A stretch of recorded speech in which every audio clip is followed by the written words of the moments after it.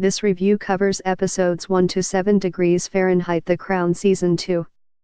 The stuff used to wear you, now you wear it.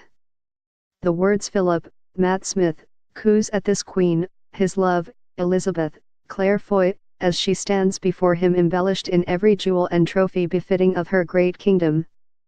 A woman grown into her full power, with Season 2 spanning from 1956's Suez Crisis through to 1963's Profumo Affair, and yet those words have rung false within the halls of The Crown, a series which sets out to capture the portrait of a sovereign, but consistently relegates her to the role of mere pawn in the lives of others. It's a move that becomes increasingly frustrating with this second outing, especially in the light of Philip's own words, since Elizabeth's maturation into power remains so adamantly out of our grasp. Who is she as a monarch? How has her position and its burdens shaped her?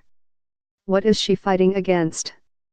Elizabeth's sense of agency, granted, has been improved upon since the show's initial outing, but her internal conflicts presented here seem only to scrape the surface. Events seem merely to orbit around her, almost, as she sits either inactive or soaking them up like a dish sponge.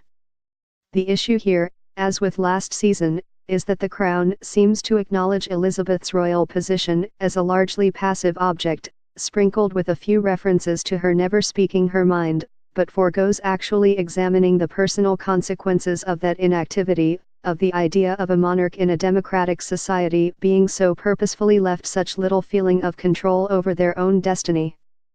Without that central unrest, The Crown makes for a meandering and unfocused approach to the era that seems to actively ignore its most fascinating asset.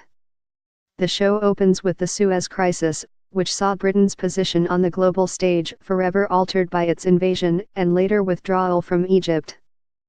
It was the most profound crisis since World War II, but we can trace its effect on her, as she treats it almost like a passing frustration so she can return to fretting over her marriage.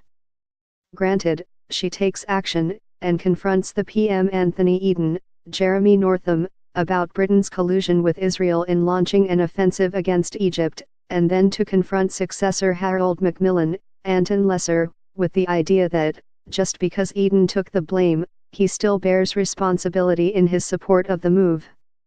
All undercut, unfortunately, by the fact she seems only to be blankly following the advice of Lord Mountbatten, herself bearing no moral urgency.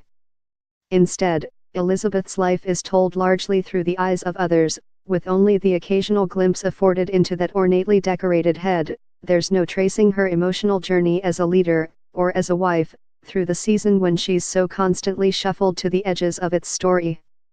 A mark different in the way we understand Philip, certainly, or Princess Margaret, Vanessa Kirby. The issue of Philip's possible infidelity, for example, is a struggle belonging very much to him. He's the one we come to understand, even if we don't admire him.